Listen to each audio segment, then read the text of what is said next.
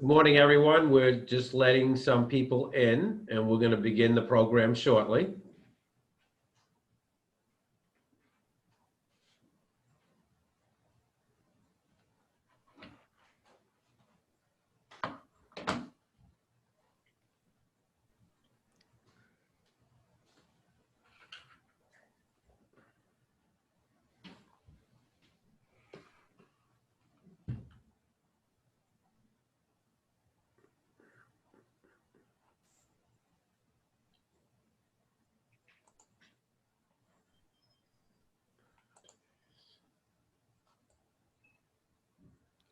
Okay.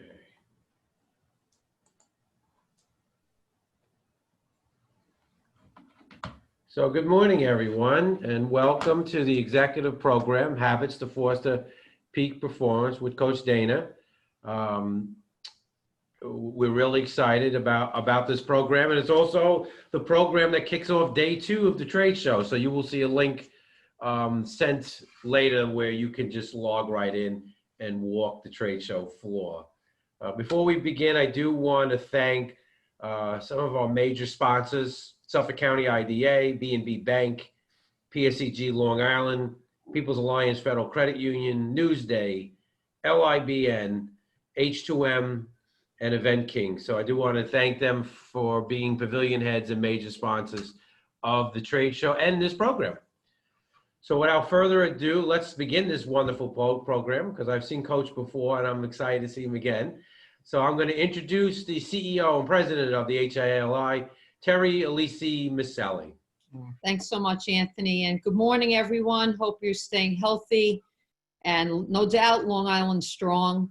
You know, it was 7 short months ago, although it feels a lot longer than that we had our first COVID case here on Long Island, and so proud that all of you just swiftly acted and just got into action in terms of looking at what you were doing in your businesses and obviously not only living through COVID, but this recovery. I mean, know that the HIA-LI has been there alongside every single one of you, doing just the same, really communicating and disseminating some critical information that had to do with COVID, the recovery that came from the Small Business COVID Task Force in Suffolk County, as well as New York Forward.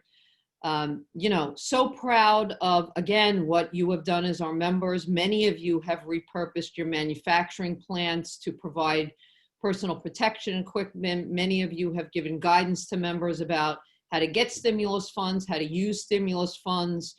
I will tell you, we can absolutely not wait until we can get back to some norm of live events. Yet we made a conscious effort with this 2-day virtual trade show because all of you said to us, it is more important now than ever to stay connected to business and to let businesses know that you are open. And really that's what this 2 days is all about. As of yesterday, we had 3,184 business professionals log into the show. So from a virtual show, I hear that we made history. And what I'm most proud of is that this template, many of our Long Island partners, as well as people in New York State, have reached out to us and said, can we use your template as a template for our conferences? Doesn't surprise me. The HIA-LI has always been in the forefront, really, as a pioneer. So thank you. Number 1, 2, I know we have several board members as well as dignitaries that are joining us on the back end watching what is going on. So Ariana, if you can put up that board member slide, thank you. So here's our board members, and you know, I'm blessed and we are blessed to be surrounded by these types of leaders who carry out our initiatives on a daily basis. Anthony mentioned a little bit about our sponsors. Ariane, if we can go to our sponsor slide, thank you. You know, without these sponsors, many of them come back year after year after year. Programs as big as this and our programs in general just would not happen. So thank you so much. So this morning, we're going to talk about habits of peak performance, how to foster that. And I don't know about you, but you know, in leading an organization, whether it's the HIA-LI or you're leading your own organization, this has been exhausting, right, for all of us. And our ability to stay both mentally and physically fit, again, is more critical than ever. So I'm excited to hear what Coach Dana has to say and to give us some tips. And, you know, one of the values of bringing in someone like Coach Dana, who is the former director of performance for the Yankees, is that he has had the opportunity to really work with a myriad of different, not only CEOs, but athletes, right? So that is the epitome of people who have to physically and mentally just be right there at their peak performance. So excited about this. I'm gonna welcome Steve Harper, he's a very valued member of ours. Before I turn it over to Steve as the moderator, I just wanna remind everybody that you can absolutely, in your bottom right-hand corner, put in any questions that you might have, and Steve will filter them throughout the program. Okay, good morning again, everyone. And Steve, I'm gonna turn it over to you. Thank you, Terry. Good morning, everybody. Trade show. I'm going to give you a trade secret. Normally I'm on the radio right now, but I'm pre-recorded. So there's a trade secret for you as we get going. We have a great performance today for you and a lot of information. And we did this over the summer. And so many people said they got a tremendous amount of inspiration and information out of it. So we're doing it again. And I don't know if you can hear the Yankees theme song, but I kicked it in there. This gentleman is the former strength and conditioning performance coach of the Yankees. He led them to the World Series in 2009. We could really use him right now with the Yankees, but we'll get into that. He's won the Nolan Ryan Award, which you know is the best of the best. And along with performing with a lot of great sports celebrities, including Derek Jeter and Mariano Rivera, he works with coaches and CEOs, speaks internationally with businesses, groups, and he's just a great guy. Good friend of mine. He's an accomplished author. He's Dana Cavalea. We know him as the coach. Good morning, Dana. How are you? Hey, Steve. Thanks for having me, Terry, and Anthony as well. I always love coming back and talking to my Long Island faithful, Long Island strong all the way. So thank you for having me, and I'm super excited to be here with everybody this morning. Yeah, we got to mention you're a Long Island guy. And it's so ironic that we have you here today after, and we're not going to get into the sports aspect until later, but after last night's game with the Yankees, a little bit of stress right now, right? Yeah, listen, it's hard to win. I always say too, the first round of the playoffs, the wild card, that's great, but the first round, the ALDS, it's a tough round. It's 5 games, and you can go up and you could very quickly be down and you can very quickly be even. So it's there's a lot of commonalities in baseball to business, that's for sure. I'm going to jump into that right now because a lot of us are in the fourth quarter. The Yankees have their backs up against the wall. Very important situation they're in right now. What kind of advice would you give somebody who's in a similar situation where they're facing challenges? They may feel that they can't move forward, especially with COVID and the whole situation right now. What advice would you give to them? The same kind of advice you would give to the Yankees? Well, the advice is simple, right? As a business owner, as a business leader, as an athlete, your back is always up against the wall. So what makes this really that much different? The only thing that's different is the way we go about our business. But we all know, all of us that are in business, we know that our back is always up against the wall. I'm fortunate again to work with leaders all over this country, and some have been doing amazing during COVID and all of that we've endured. Their companies are doing great, and you know how they feel? Like their back is up against the wall. So it's sort of, I call it the curse of the high performer, where it's never enough. We're never good enough. We're never doing good enough. So what would make now any different? So that's the way I look at things. I always tell folks, listen, if you go into every day as if you're starting at zero and you have to build today, that's a great way to attack and approach your day. It goes alongside, I say, how do you win the day? You win the day. You start at zero, you build today. Tomorrow, you start at zero, you build tomorrow. And that's what I found to work really well to keep people centered and present, right? They're not thinking about yesterday. They're not even thinking about tomorrow, but they're going in with a very clear intention and attitude about what they're going to do today. I just did a call with a guy in the UK yesterday, over the pond. And I said this to him: when you wake up in the morning, you have to ask yourself one question: what am I going to make happen today? And that's a great question to start every day with. You wake up, the high performer wakes up and says, what am I going to make happen today? And that becomes your focus. That makes you become very singular, very present, and very in the moment. And that is what high performers need on the sports field, on the battlefield, and in the boardroom. It's so true. And I know it's a cliche, but I use it all the time.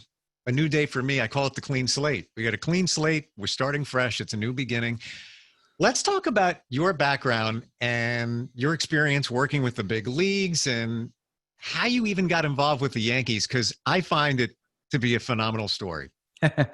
Thank you. Well, listen, like a lot of New York kids, right? We're either Mets fans or we're Yankee fans. I was brought up by my father, a Yankee fan, and I always loved the organization. I loved the team. And, part of my grooming process as a young man was my father telling me about what the Yankees stood for and what they were all about. So I became very fascinated with the organization. I loved playing baseball myself. And, when I was in high school, I was aspiring to be a college player and eventually a professional player. Unfortunately, my talent set wasn't what it needed to be in order to get to the big leagues as a player. So I decided to go to the University of South Florida and study sports medicine. And I was in beautiful Tampa Bay. And the Yankees just happened to have spring training right around the corner from my college and university, which was awesome. So, I started interning as a performance coach with the football team at the University of South Florida. And then one February day, I decided to go to spring training and watch the New York Yankees practice. So I always tell the story. I drive up in my beat up old car. I park 1.5 miles away, and I walk up to the stadium, the fence where you could see all the players, Mariano and Jeter, stretching and getting ready for the day. And I'm taking pictures through the chain link fence with a flip phone. And what I do is I'm sending those pictures back up north. And little do I know later that day, I had my internship back at the university. And the head coach calls me in and says, hey, Dana, listen, I got a call from the head coach with the Yankees. Would you have any interest in going up there and interning? Basically handing out waters, handing out towels, and watching the training facility while they're out on the field. And I said, I just got back from there and I would love that. When do I start? He says, you start tomorrow. So literally the next day, I drive back up to the stadium, park up front because I had my own spot, walk into the main office. They said, are you Dana Cavalea? I said, yeah. And from there, the woman walked me into the clubhouse. They threw me in Yankee gear. And the next thing you know, that same field I was taking pictures of a day earlier, I was now standing in the middle of team stretch. And the biggest lesson that I take from that is your life can change like that. You can go from one side of the fence to the other very quickly. And that's how my journey started. I was 19 years old, and I was groomed in the Yankee pinstripes from 19 to 32. So it was a great run, and it was great to work under some tremendous leaders like, George Steinbrenner, Brian Cashman, Joe Torre, and most recently, Joe Girardi. Wow. It's interesting. We've known each other for a while, and your story resonates with me because it was kind of this is my 40th year in radio. Yeah. And it was the same situation. I would drive by WBLI back in the day. My mom would drive, and I'd look up just like you with the field. And I would think, man, I'm 9 years old. I would love to be up there. And eventually I got there. And when I was 17, I wasn't handing out water, but I got on the air. But what was I doing? I was babysitting the owner of the radio station's 8-year-old daughter while I was on the air. So she's sitting on the turntable, ruining the records. Yeah, we had records back then. But yeah, it's amazing. Like when you think about a dream and then you continue that path, and tomorrow could be different. You never know. It's so true. And I always say I was fortunate enough to say that, for 12 years, my office was at Yankee Stadium, right? 161st and River Avenue in the Bronx, New York. Yep. So it's an amazing thing. And I want to just share this because I think it's important for what we're talking about today. When I first took the lead, right, and I became the director of performance, head strength coach with the Yankees, the first thing I put in our weight room was a quote.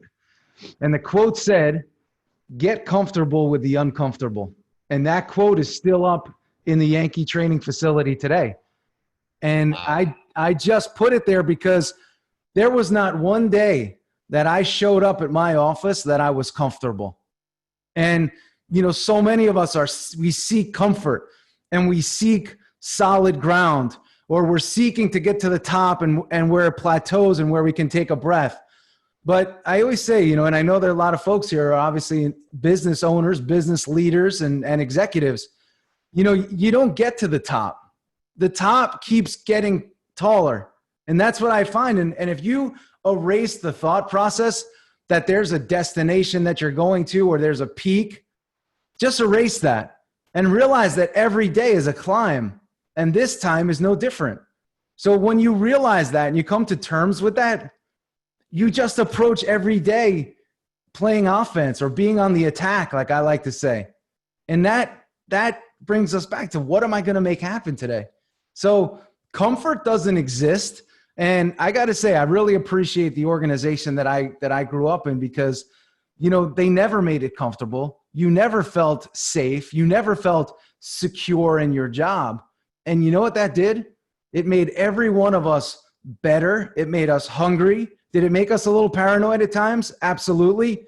But in that fear and in that paranoia and in a little bit of that nervousness and not knowing exactly what our future was to bring, it made you pursue every day with a hunger and a pursuit of excellence. And that's what I find a lot of people need in order to be great. Because if you don't have something pushing you, you can get lazy. And if you take your eye off the ball just a little bit, that's the difference between that home run, a base hit, or walking back to the dugout after a strikeout. Let's talk about that for a second, because a lot of us like the comfort. We'll do our same thing every day. I call it the treadmill of life. You're just kind of going along. It's okay. You don't like a lot of change. Yeah. But how does somebody get out of that comfort zone? And how do you know when it's okay to take a chance? So there could be an opportunity in front of you. It could be a financial situation where you could lose a lot. How do you make that decision to take that chance? How do you process that in your brain? Yes. Well, step one is you have to know who you are, right? And there's people, and I don't want this to be misinterpreted. You could run a business. You could run a big company and still, you're more desiring comfort than you are extreme growth. So you just have to know who you are as a person. And that starts also by knowing what your personal risk tolerance is. What are you willing to risk? And there's people, and this goes back to, you got to know who you are. When I coach people, the first thing we do is figure out who you are, what you want, and what you're all about. But when we could figure out what your risk tolerance is, we could then figure out what your willingness is to put yourself out there and by how much. And that's a really important thing for people to understand. Not everybody has that sort of, I'm willing to do whatever it takes, and I'm willing to risk my life to do it. Just like not everybody's willing to jump out of a plane and skydive, right? There's people that take risks, but there's different types of risk. There's different levels of risk. And you just have to know the type of player you are. Now, you could reduce your risk by being prepared. You said before, I have my way of doing things. I wrote a book called Habits of a Champion, right? Your daily habits, your daily routines, they give you comfort in yourself. And those daily habits and routines and that preparation, it allows you to believe deeper in yourself, which in turn will improve your risk tolerance. But you always have to know, what is my risk tolerance? How much am I willing to risk? And is it worth it for me? But you can't answer those questions until you know who you are and what you're all about. Not every company, I always say, not every company is destined to be $1 billion company.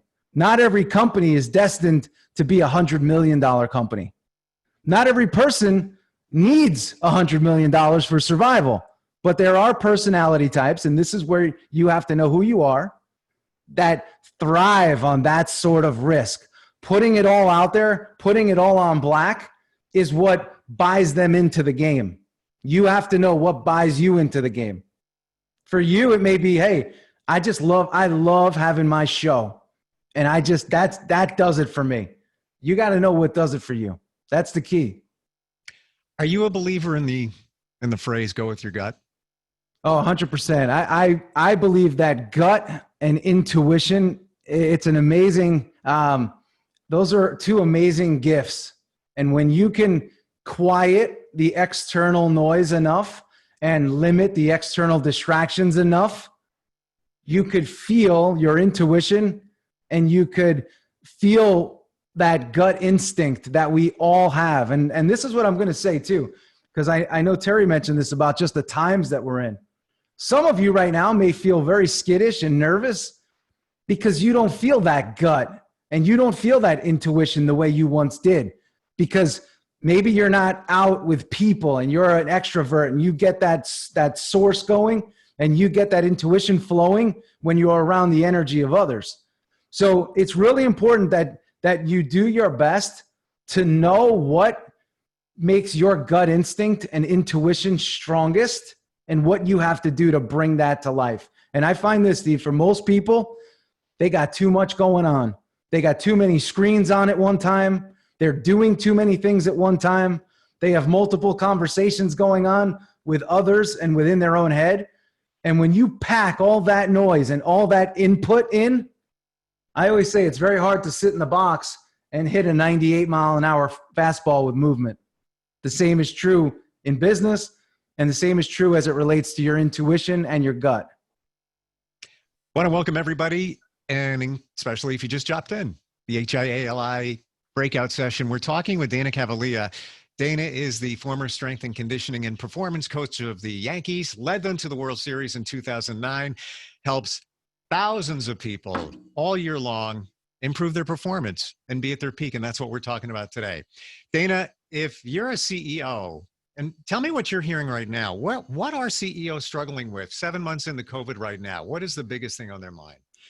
The biggest thing on a lot of their minds is, when is this going to end? That's really a big thing. When is this going to end? And when can we resume, our business trips? And this is something that frustrates a lot of the CEOs that I work with, is just being home. Like, at first it was great because they were home. They got to reacquaint themselves with their families and, build out the home. Fantastic. Did you do this? I started painting. I was like, 2 weeks in, I'm like, this is just great. After 2 weeks, I'm like, all right, I got to get back to the office. Yeah. Exactly, right. And so many are feeling like that because, we also sometimes forget how much the energy return that we get from meeting with the right people, being involved with the right groups, attending certain conferences, attending certain, board meetings, right? We get energy from certain things. And the fact that we haven't had that, even the travel and changing of environments, I'm really big on people changing environment. You don't always have to work from your house, even though it's work from home. You don't always have to drive the same routes. You don't always have to have the same habits and daily routines. You can change it up. It's okay. But what I find, most CEOs right now and leaders are frustrated that they're actually bored. And when a CEO and a leader gets bored, well, they stop becoming innovative. They stop becoming cutting edge. They stop challenging their own limits. They stop pushing their own performance ceiling up. And that becomes very dangerous. And that actually makes a CEO very vulnerable. And when the CEO is vulnerable, the whole organization becomes vulnerable. Because, again, I look at leadership as just an exchange of thoughts and an exchange of energy. So if your energy's down and your thoughts aren't, visionary and truly CEO type thoughts, the organization suffers. Everybody, including you and everybody below you and everybody next to you. So that's what a lot of CEOs are dealing with right now. And really, you got to feel bad for their significant others, because they have to become the therapist. Totally. And it used to be, I just came home from work. No, you are home. A lot of times you never left home. Hey, so many people, I think it's funny, like we talk about, the LIE, for years when I would drive to Yankee Stadium, I'd always call it the Long Island Distress Way. Yep. And, I think now some people are dying to get that 45-minute trip home that should really only take 10 minutes. They're dying to get back in that car and get that 90-minute round trip because, it's the tapes that they've listened to or the podcasts and the things, or just time to even decompress. And when there's no separation between home and work and it's just home and home, you just feel stuck. You feel just even a bit claustrophobic in your own setting and your own surroundings. And you get worn down. And that's the truth. So, we used to do this in baseball all the time. We still do. Change it up. We used to say that. Change it up. We used to run every day. We would train our players, but on Sunday we'd call it Sunday Fun Day, No Run Day. So there was no running on Sunday, and we did fun stuff with the guys, and that was something that we would always do to change it up, because the way most people feel now, I laugh because after a season that basically starts in late January, getting ready for spring training and going all the way to the end of October or mid-October, this is exactly how you feel. You feel tired. You feel burnt out. You feel a little bit frustrated. You feel excited. But at the same time, you feel a little bit antsy and you feel a little bit irritable. And you still have to go out and perform, right? Nobody wants to hear that or any of those excuses. Nobody cares. And that's the thing. When I realized this years ago, I was reading a book. I forgot the title. And it said, listen, nobody cares about everything, your frustrations. Nobody cares about all that stuff that's jamming you up. And when you just tell yourself nobody cares, you'll be amazed at how you stop talking to yourself in a certain manner. Because if you realize that nobody else cares about really what's, all this noise that you have, you can check out of it too. And that's something that we would talk with ball players a lot, especially. Again, it was all about quieting the noise, but you'll be amazed at how many things we talk about, whether it's how I'm feeling or I'm tired or can you believe about COVID or the new normal and all of these things that are really just made up terms. We're just giving so much life to these things. Again, not that they're real, not real, but we're giving so much more life to these things that we're almost giving ourselves an out. We're almost giving ourselves an excuse. And I train a lot of sales teams too. And once they start using, the members of the sales team start talking about external conditions as the reason for their current failure, that's a huge problem. So that's why I said you got to be very careful as to the out in which you're giving yourself. And your language is very, very important. How you talk to yourself is very, very important, because most people, the natural dialogue is based on fear, doubt, insecurity, lack, scarcity, and ways of thinking that will never yield you a positive result. And that's something you got to remember. It's never so will. true. Yeah. So, if you continue to be negative and those are the words that come out, you pick the road. Yep. And Steve, I want to say this though, because some people will fight me on this, and I embrace it, right? But Coach, I do best when I have a chip on my shoulder. Hey, so do I. And you can have a chip on your shoulder, right? That's something to prove, something to show, something, that you're going after and you're on the attack for. But you could still have a positive vision. So you could have a chip on your shoulder. That's what's driving you and pushing you. But you got to make sure that your vision doesn't become negative, that your vision of what you're going to do today doesn't become negative as a result of that chip. So I embrace the chip. When I work with folks from Long Island, there's a lot of chips. They're going at it hard. Long Island is cut very different than most places in this world. Oh, I'm not even going to say the country, the world. Business is done differently on Long Island. The energy, the attitude, the language, all of it is different. And it's driven oftentimes with something to prove. I got something to prove. That's okay. Just make sure that something to prove doesn't sour you, but it keeps you energized and it keeps your vision big and grand, and it keeps that vision, most importantly, positive. What I love about your approach, Dana, is that you make us think. And I just had a thought. I'm going to bounce back just a second when we said get out of the element. I like kayaking. That's my escape. And before COVID, I went to the beach, Cedar Beach in Mount Sinai, and I was going to kayak. And I'm thinking, I'm tired. I'm not going to be able to do it. So I sat at the beach on my phone and did work. And I can tell you this is before COVID. This is a year ago. I still remember it to the day because I got out of my element, how much work I got done, how productive I got done just because I got out and I went to a different spot. It makes such a huge difference. Yep. Yeah. It's like using different pathways, right? And environment is so important. I always tell people, listen, even if you got to just rent a place for a weekend, do it. I did that this summer, when COVID hit, and I have a lot of folks that I work with that are in the city.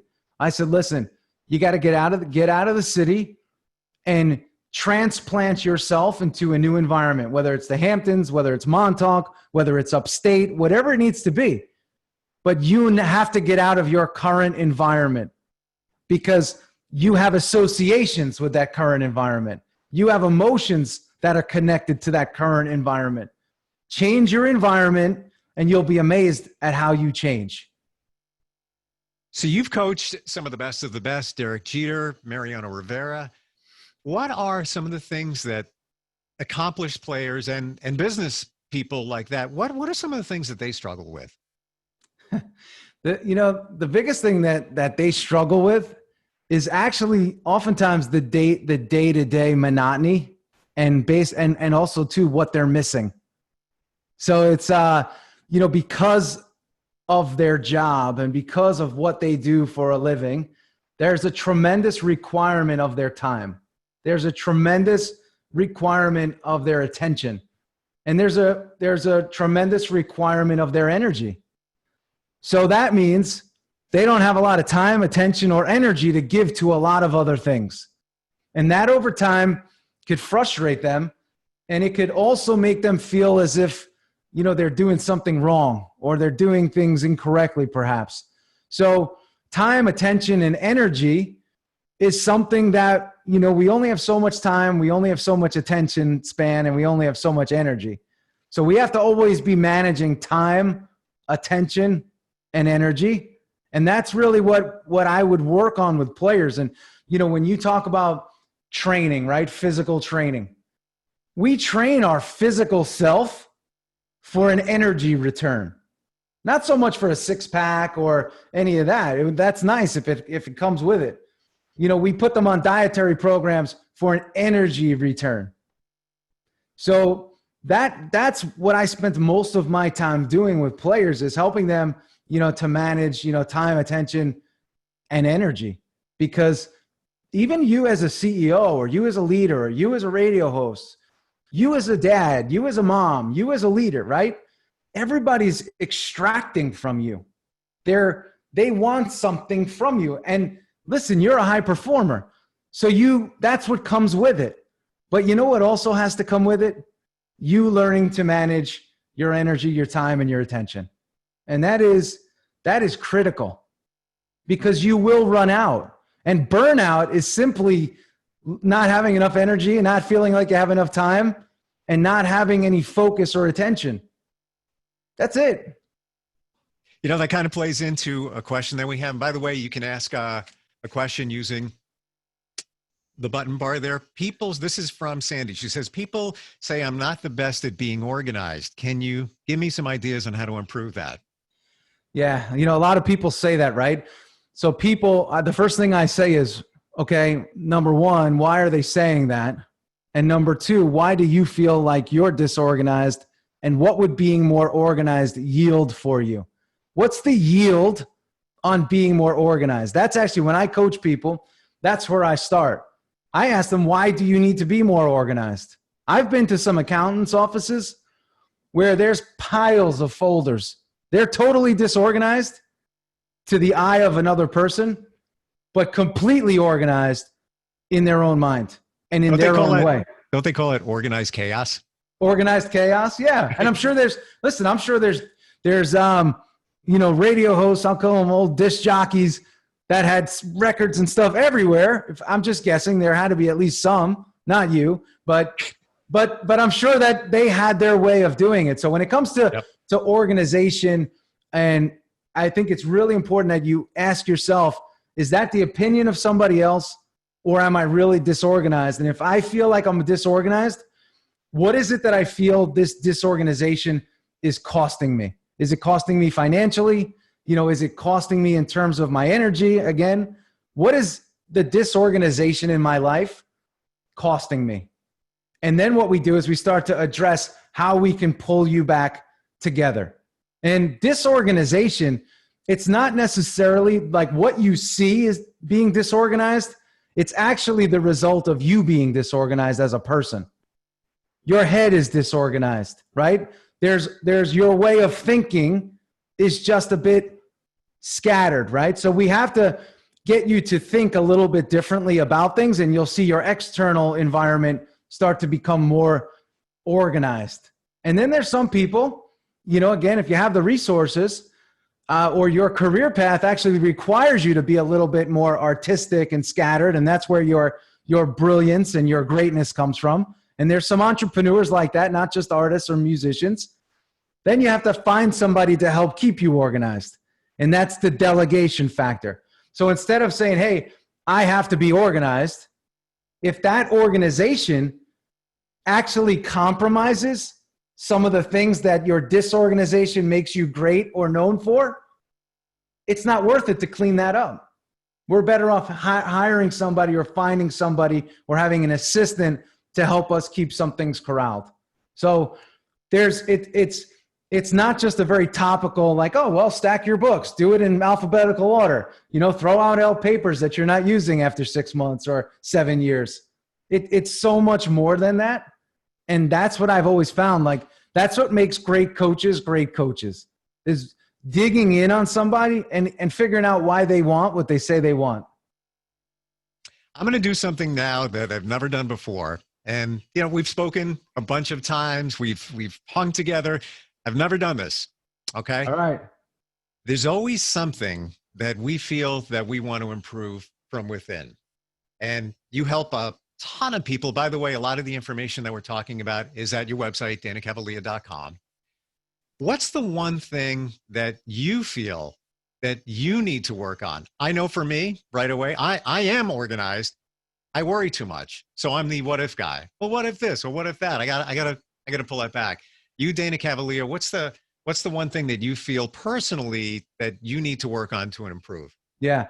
Well, I'm a very competitive person, and competitive people are often anxious people, right? Because we want solutions. We want things now. We want to work fast. So that's the biggest thing that I manage personally in my life, is trying to do too much, trying to be too much, and trying to go too fast. Because when my thoughts get ahead of me and I try to get things done too fast, or I'm always trying to get to the finish line and competing to get to the finish line, I lose my own energy, and in that it becomes very dangerous for what I do, right? What I do is I have to show up every day and bring high energy to people, and I have to bring an attitude of victory and an attitude of winning. And I have to be in the fight with a lot of people every single day. And with that being said, I'm at my best when I'm doing what I'm doing, and I'm at my worst when I have too much time on my hands and too much time to think and too much time to overthink and too much time to what if, and then if that happens, then this happens, and then what if that happens, and then that happens.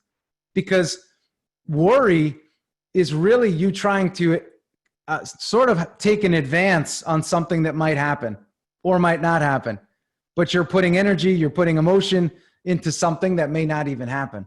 So that's the downside of, let's say, being organized and being OCD and being a planner and being overly detail oriented, is you're worrying about details on things that may not even happen. But we do that by saying, well, then we'll be prepared. And Exactly. Then we'll be, but we could also hijack our own performance like that. So what I've learned is I prepare just enough.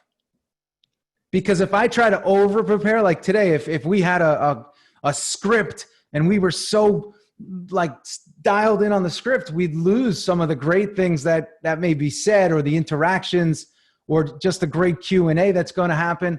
We may lose all that. Yeah. By the way, full disclosure, we're just winging it. Yeah. We're just talking, and that's what's great about you. You come up with a situation, and then we kind of riff off of that. I want to know, is there anything that you've personally had to overcome? Any kind of struggles that? Yeah. You know what? I've had to overcome stuff, as it relates to relationships, as it relates to, business failures. With the Yankees at the end of my career, my contract didn't get renewed one more time. So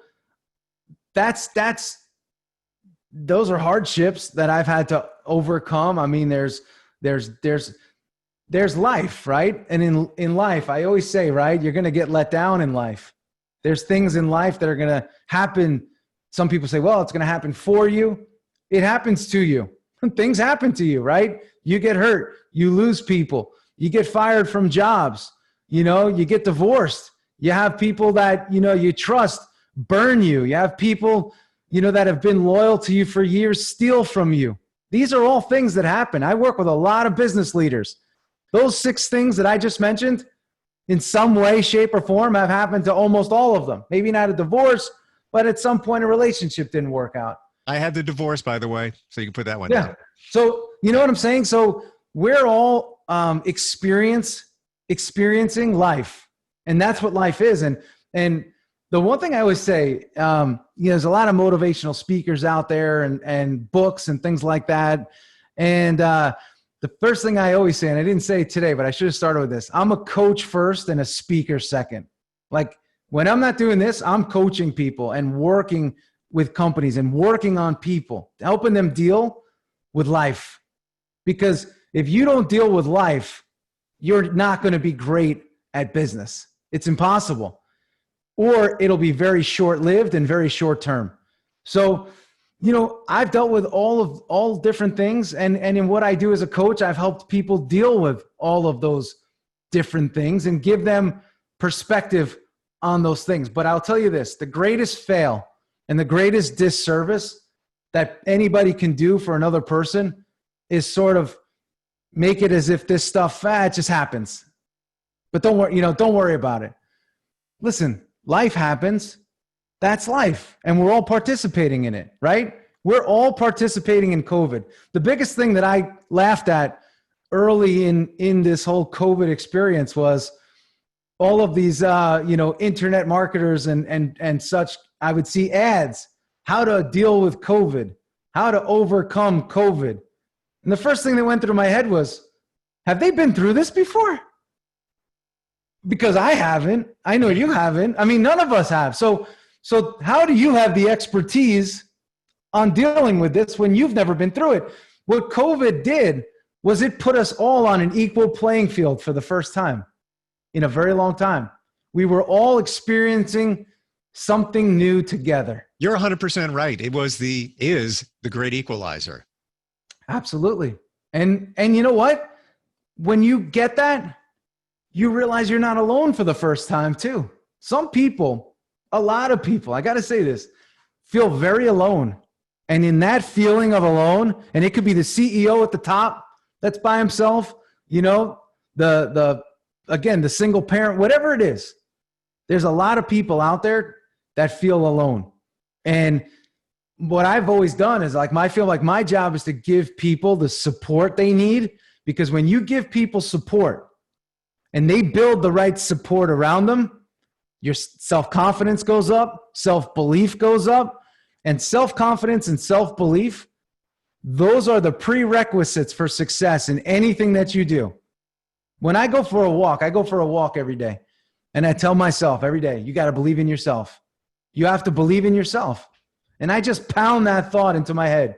You have to believe in yourself, because that's all we have, right? We got to believe in ourselves. Everything stems off of that.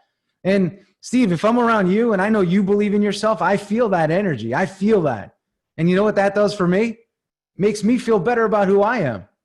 Like I said earlier, leadership is the exchange of ideas and it's the exchange of energy. And by exchanging the right ideas and the right energy, you all of a sudden build a tribe. People line up behind you. So much of my work, again, in sports and business, is about helping people find their energy, find their swagger, and bring that swagger back and make sure that that mojo stays high. It's totally true. When you think about even a friend, you might think about your friend John or Maria, and I just want to hang out with them. Why? Because they're positive. They have this energy around them, and you just want to be a part of it. Now, you talked about a lot of us feeling like we're alone during COVID in business and also personally. What are your thoughts on team building? I mean, a lot of people are getting burned out about Zoom, and what are your thoughts about working from home, but also fostering that team spirit? Yeah, I think, when you realize that it takes a team to win, that's a very good realization to have. The other thing I say is too, you can't forget that individuals make up teams. So team building isn't necessarily just an event that invites the whole team and you, and therefore it's team building.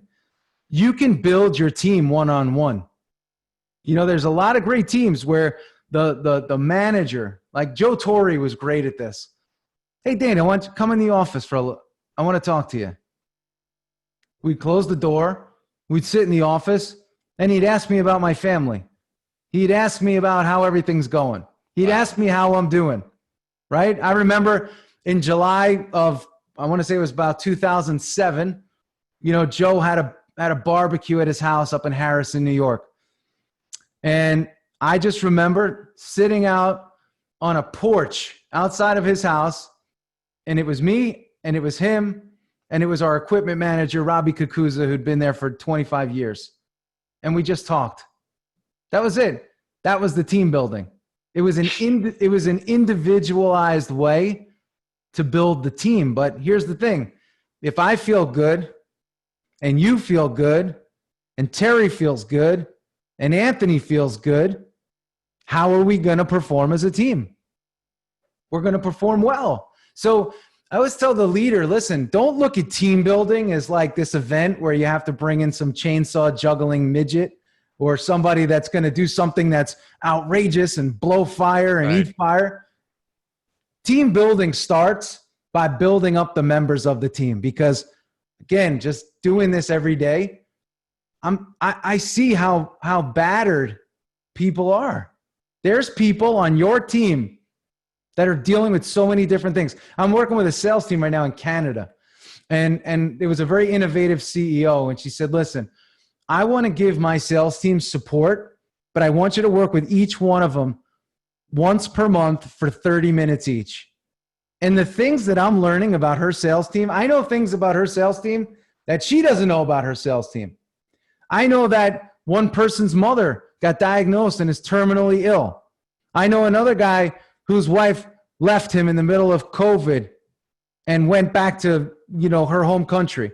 Like, these are things that are going on amongst your people. Who are they talking to about it? So there's topical team building, which is the fun and, charade type stuff. But then there's team building at the individual level.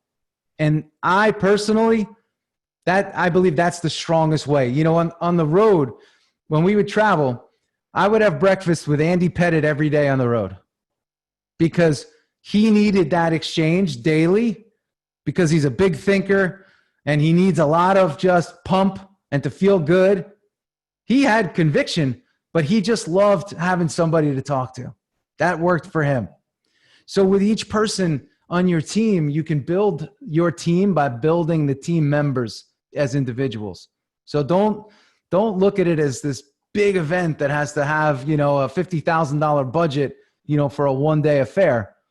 That I believe is actually poor team building. Well, you think about it, prior to COVID, right? That's what we did. You were going to have a team building event. Let's go rock climbing. Let's go to an amusement park, which I guess it's okay. It's fun. It's kind of getting you out of your element, but unless you're touching your staff and just connecting with their heads, you're not going to build a team. Yeah. And see, it's not saying, hey, don't ever do those things. There's a place for that. Totally. Sure. But when you want to team build as a way to really get the most out of your team, the individualized team building, it does work really, really well. But that also takes a special leader, right? Because I always say leaders have to care enough about their people to ask the right questions, to listen to the answers, to not try to control and steer their people, but to listen enough to their people to where their people want to go in a certain direction, and you embrace the direction in which they want to go. So we have some questions. Jackie checks in. She says, and this is from a few minutes ago, you have said that not worrying about what you do, even if it's not going to happen, may not be productive. So we said that don't worry about the future if it's not going to be productive. She says, but do you think business owners should have a contingency plan? So she's saying she agrees that we shouldn't be worrying about things in the future, but what about a plan?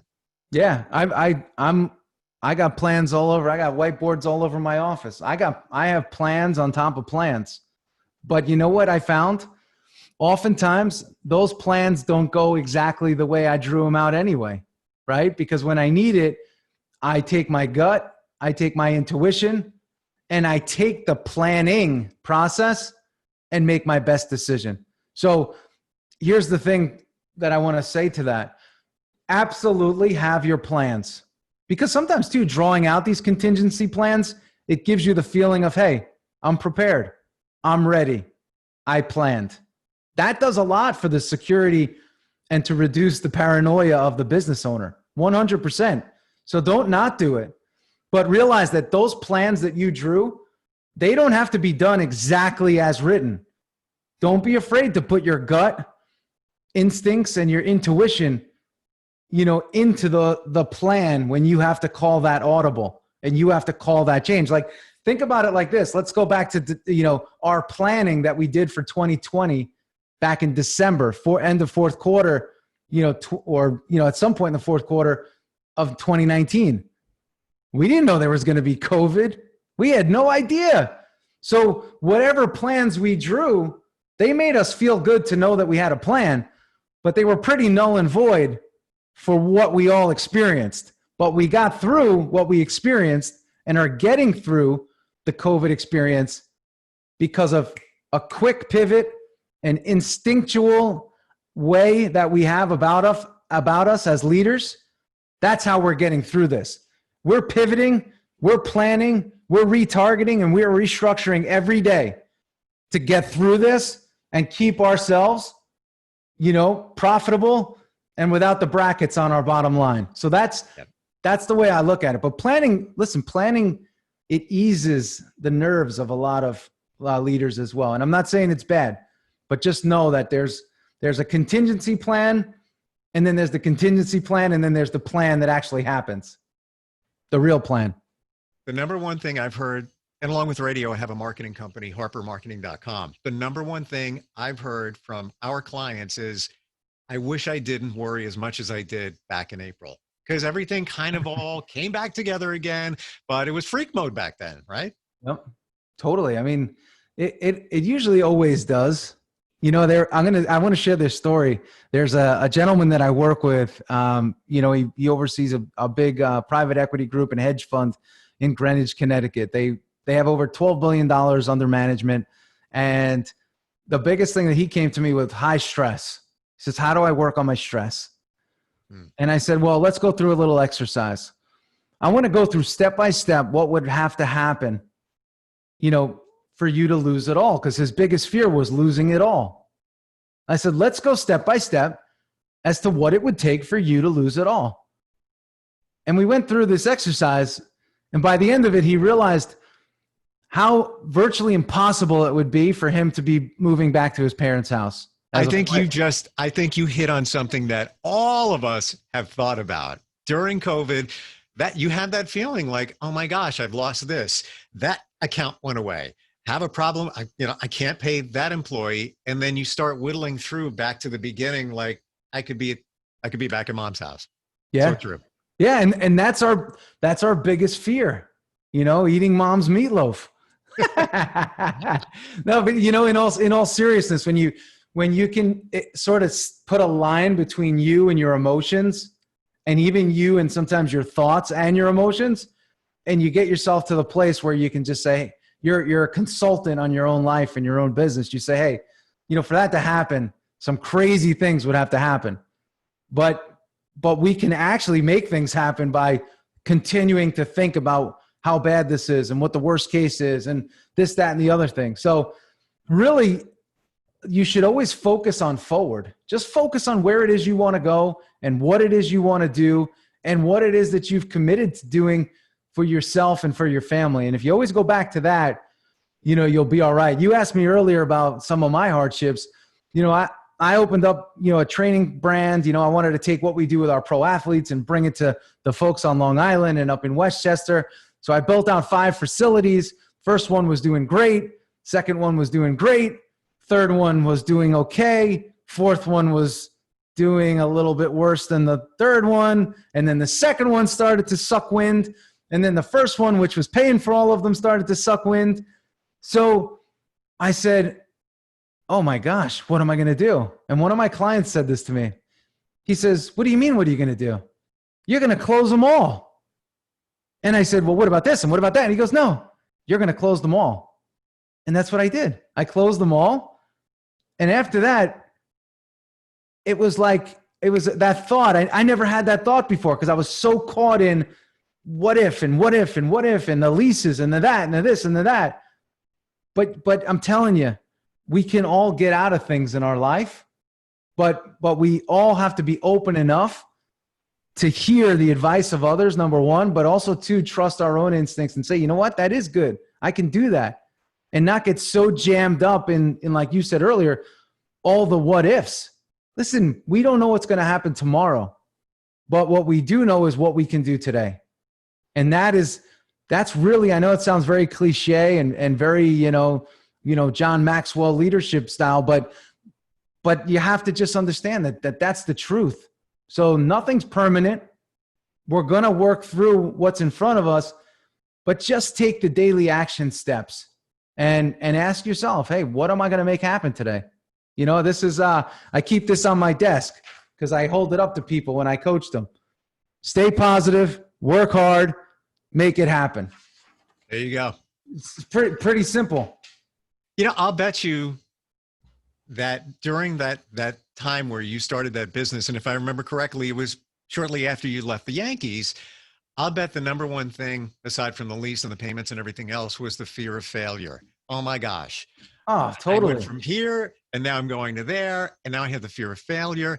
How do you deal with that? How does somebody, thinking about making a change, turning their car to a different direction, professionally, even personally? How do you deal with the fear of failure? I love that question. Well, I realized very quickly that nobody cares. Well, thank you. That felt good. Nobody cares about your failure that much. I mean, actually, even if they do, there's a lot of people that may be rooting for you to fail. So you know what? Once you actually fail, see, I spent, and this is not just personally, I spent most of my life, early in my life, trying not to fail. So that was actually my first failure. And now I realized, wow, that actually felt really good. And because it freed me from something that I actually didn't want to do anyway.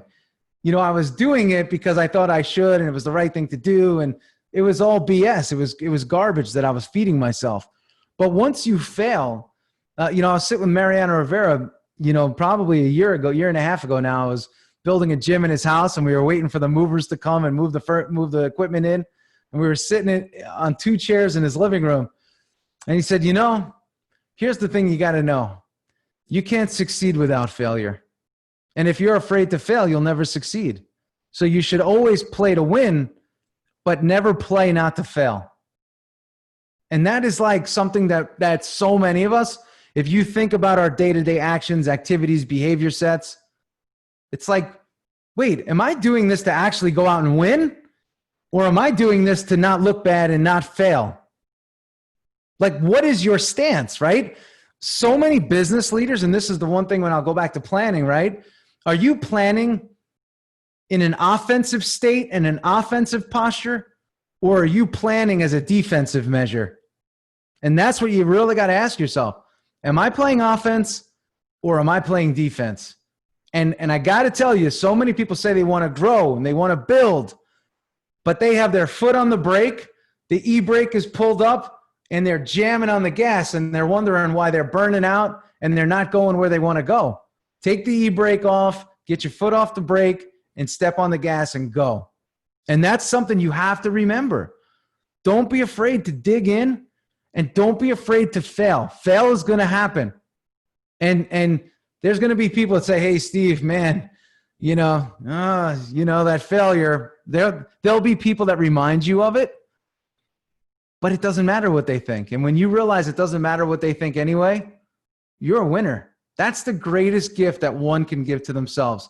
And it stems from having self-belief and self-confidence, where you can say, I don't really care what you think about my failures.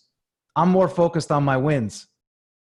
And just to give you a little takeaway, something that I do with a lot of my clients is I have a notebook. I say, hey, we got a notebook? I want you to write down your wins every day. It could be so small to so big. But most high performers, they don't even acknowledge their wins. They don't acknowledge their success anyway, which is the greatest failure there is. Wow. So, yeah. Interesting. Yeah, you would think that they're stacking them up in their heads, but no way. I'm telling you,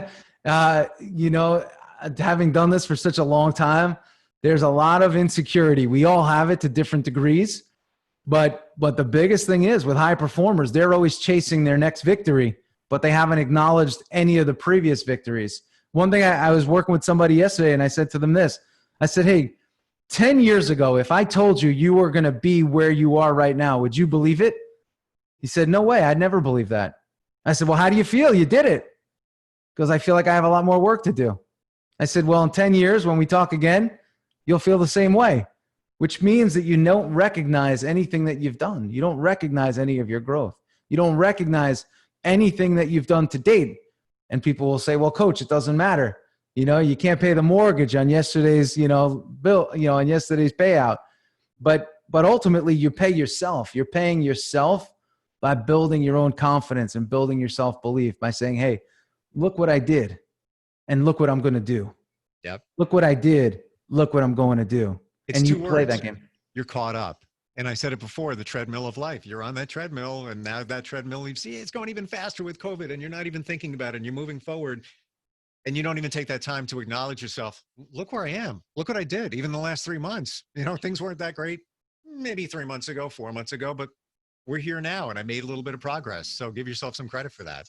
Yeah. Yeah. And also too, so much of when we talk about high performance, it's not also, it's not getting totally caught up in one singular identity either, and and look, Steve, you've dealt with it, right? It's like, hey, I did my BLI thing, but you've continued to evolve. So, and much like I have, my Yankees is something I did and it's amazing. Now what I do is still amazing. I get to do some great things and work with great companies.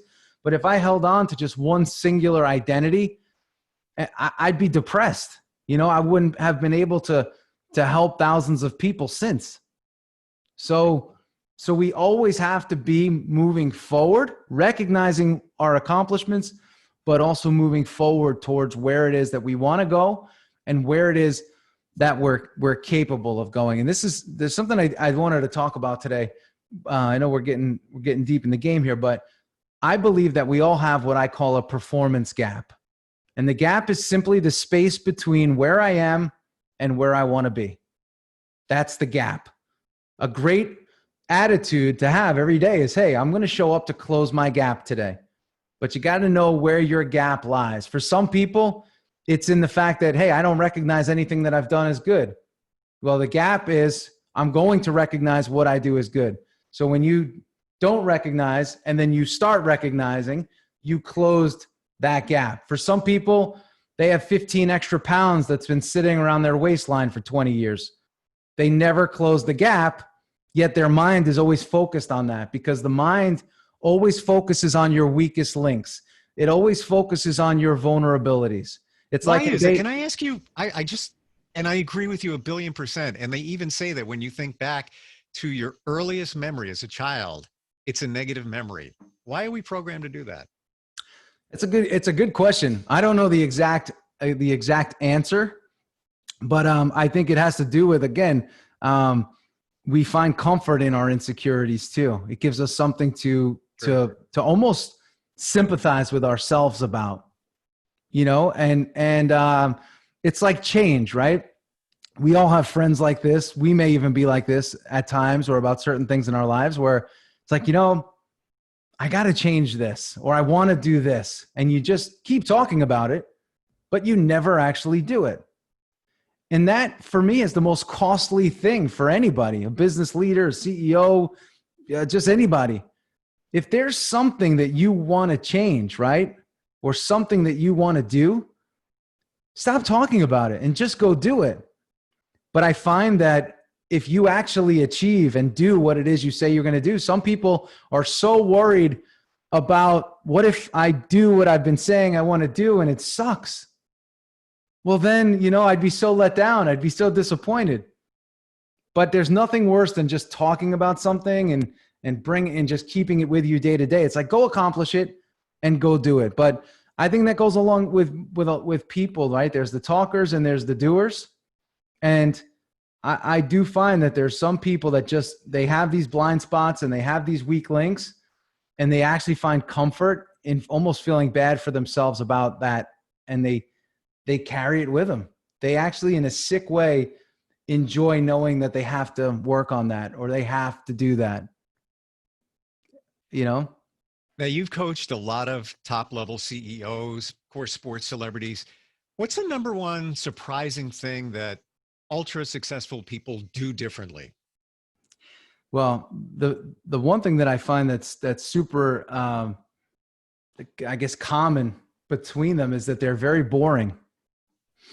They are very capable of doing the same thing each day in, day out, day in, day out, day in, day out, day in, day out. Here's the thing though, and why COVID is different. They do it they call the play, right? Most convicted leaders or CEOs, they're also control freaks. That's part of their DNA. It's what they are. It's who they are most of the time. That's okay. But they're very consistent. They're very routine. They're very monotonous, but they don't get bored with the monotony. I think some of them are getting bored now because, again, they didn't call this play. They didn't put travel restrictions in play for themselves. They didn't decide they want to wear a mask. They didn't decide that they want to work from home. It was pushed on them. And again, most CEOs and leaders, they're a bit controlling. It's okay. It's their gift and their curse. But at the same time, I believe that the consistency and being able to do Monday, Tuesday, Wednesday, Thursday, Friday, weekend, Monday, Tuesday, Wednesday, Thursday, Friday, weekend. That's what great leaders do best. They don't need variety. They don't need it to be like a P90X commercial that talks about, doing something different this day and that day. And they're perfectly okay doing what they need to do each day as long as it's yielding a result. And they'll keep going to the well. Every day they go. Every day they go. And I've seen it in sports and I've seen it in business.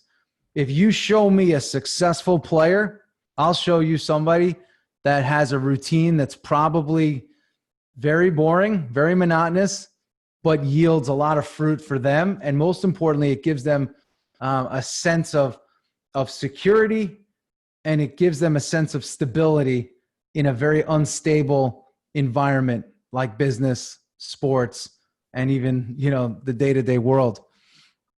So we're talking about applying sports principles to our everyday lives. And I don't want to get deep into sports, but we can't ignore the elephant in the room, the Yankees. 2-1. We're in a situation. Apply that to the advice you would give to them and just anybody, like one of us in that situation. What would you say to them right now? Well, what I say is simple. You know who you are, know what you're capable of, and go out and play like you know who you are, and play at a level in which you're capable of playing. Limit the distractions, limit the noise. Everything outside of you is irrelevant, right? You don't need external validation. All your strength, all your power comes from you internally validating yourself and you guys internally validating each other. That's it. we would always say this: if you don't have it together by the playoffs, you ain't gonna win, right? You're not gonna get it together now. So really, what now is the fourth quarter in business. The playoffs in baseball.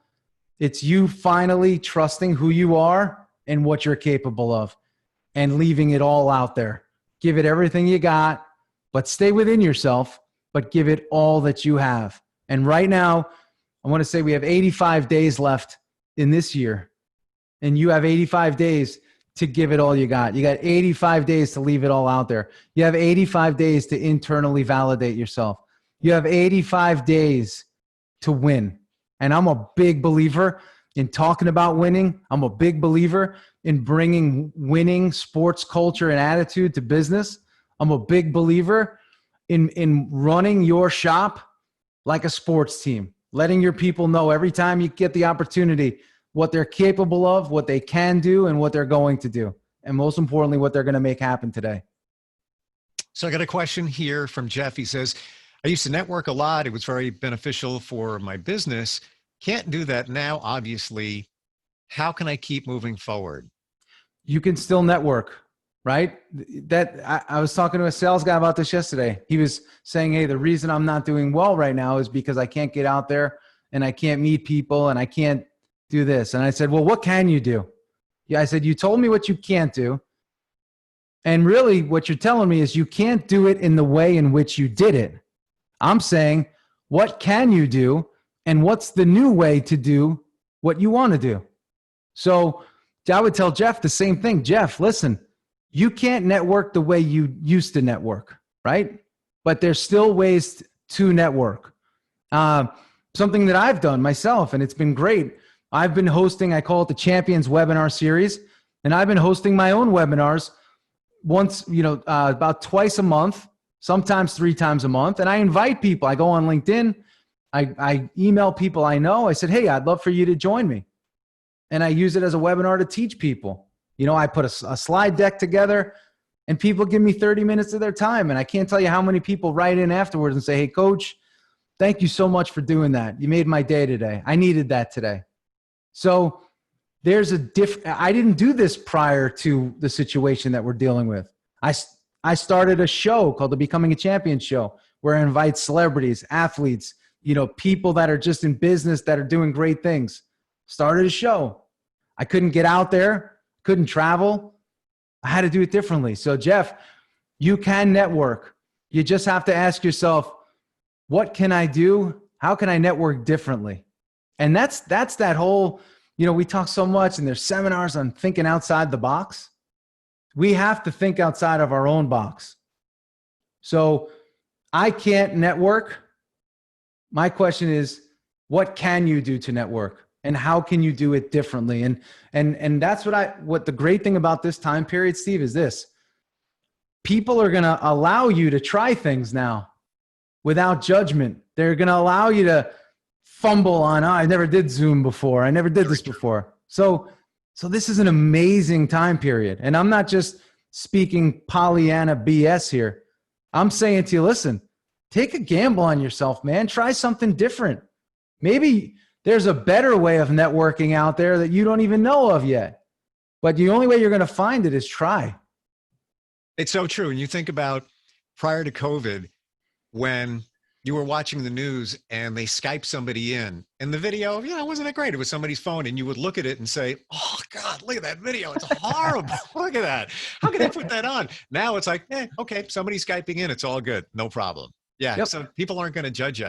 Got another question. Why do you think some people are not willing to do what it takes to make a change? They don't want to change. Okay. Honestly, it's that simple, and they're actually comfortable. They're actually, see, there's a lot of pressure to change, right? And so many books that you read, so many things that you watch, right? Everyone's talking about changing. Everybody's talking about getting to the next level, leveling up. There's all these terminologies that are rising, in the self-help, personal development world. But most people, they don't want to change. And listen, if you like your life and you like the way things are, you don't have to change. That's something that's important to remember. You don't have to change. be who you are. Find ways to challenge yourself, but not everybody has to run a marathon. Not everybody has to be a triathlete. Not everybody has to jump out of an airplane, like I said, or climb a mountain or do something outrageous, to be great. Just stay within yourself and ask yourself, hey, do I really want to change? And do I need to change? I feel that leaders and business owners, you need to adapt, right? That doesn't necessarily mean you have to change who you are. There's great things about who you are. Or be open to adaptation. But sometimes change is a word that's overused, and I think it puts a lot of pressure on people. But there's also a lot of people that don't want to change, and if you're one of those people, you have to maybe lower your expectations, because in order to get what you say you want, you have to make some adjustments. And if you're not willing to, then you're going to be, like the majority of people that don't want to change. It kind of plays into a question we have from Pete. He says, I have a lot of ideas, but I find I can't implement them because I'm stuck in my day-to-day routine, taking care of work and everything else. How can I find a way to get those ideas done? You have too many ideas. I know that sounds very true, but there's that old proverb that says, right, if you chase two rabbits, catch no rabbits. And it's very, very true. You can't have two loves in life. You can, but one of them always finds out about the other and gets very troublesome, so yeah. you have to, what I say is try to make things as singular as possible. You don't need all those ideas. Pick one and chop away at it. I sometimes use a whiteboard, and I did a YouTube lesson on this one time, and I drew a bunch of trees, and I said, most people, they run around the forest with a hand axe and they chop at this tree, and then they get distracted and they start chopping at this tree, and then they chop at that tree, and then that tree. So they got 50 trees, all with a couple chops at it. None of them have fallen down. But then there was this other guy who just stays with a small axe and he hits one tree until it falls, the next tree until it falls. He doesn't hit as many trees, but when all is said and done, he's knocked down a whole lot more than the other guy. And that's, most people are just chopping at trees. They're never taking the tree all the way down. Talking about the Yankees for just a second, Randy Arozarena, I think I'm saying his name correctly.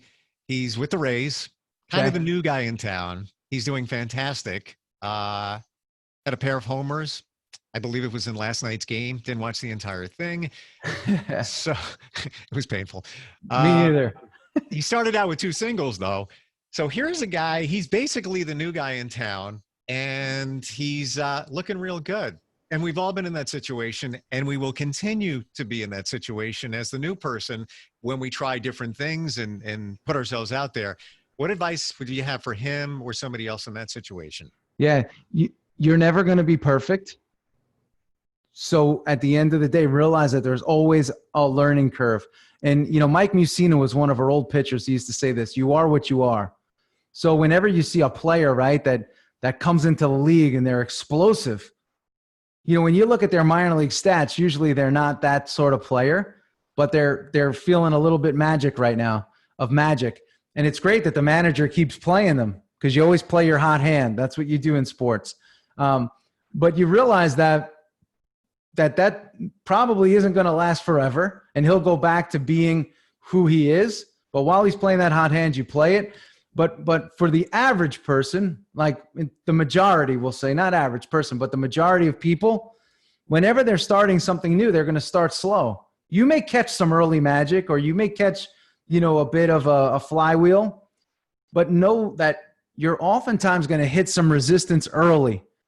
Push through the resistance. But if that resistance stays for a long time, get out. It's not for you, whatever you're doing. So realize up front, until your skills are elevated to the point where they've matched what they need to be in order to perform, you're going to face some resistance. And learning a new skill, whether it's, riding a bike as a kid, or, watching, your parents in their 80s use the computer, it takes time to adapt to those new skill sets. And you have to embrace that you're not going to be great early on. And that's the truth. So there's that fake it till you make it phase. And I believe the best part of fake it till you make it is that you're trying it, you're in the game, and that you're able to just keep going. Another great question, and it kind of plays into what we were just talking about. It's from Christine.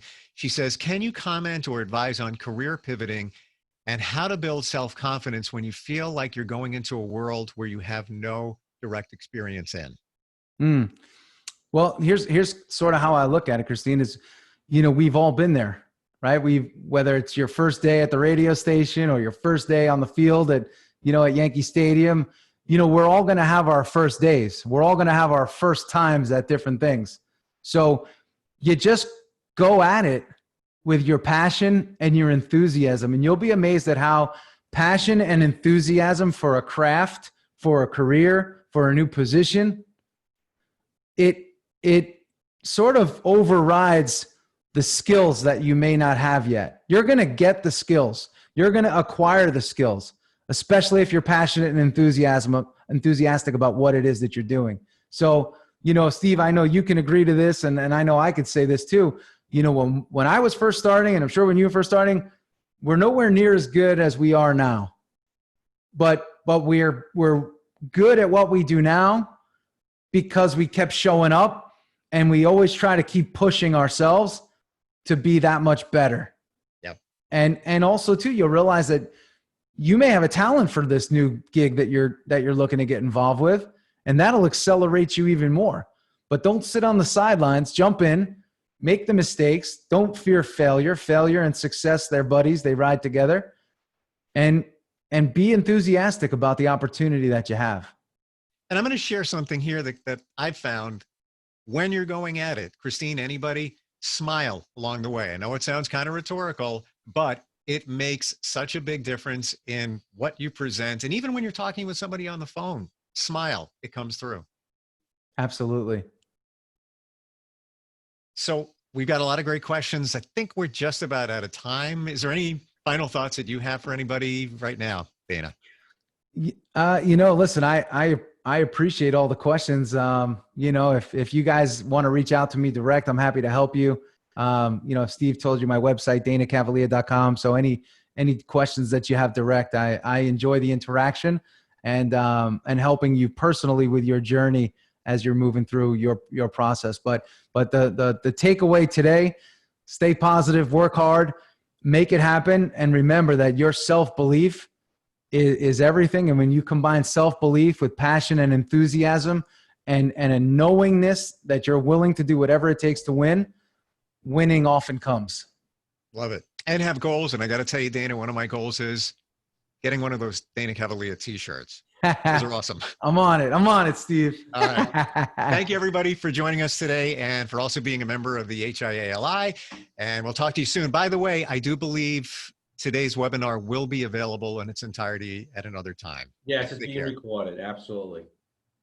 Thank you, everyone. Thanks, Coach. Thanks, Steve. Thanks, Anthony. Thanks, Steve, and thanks, Terry.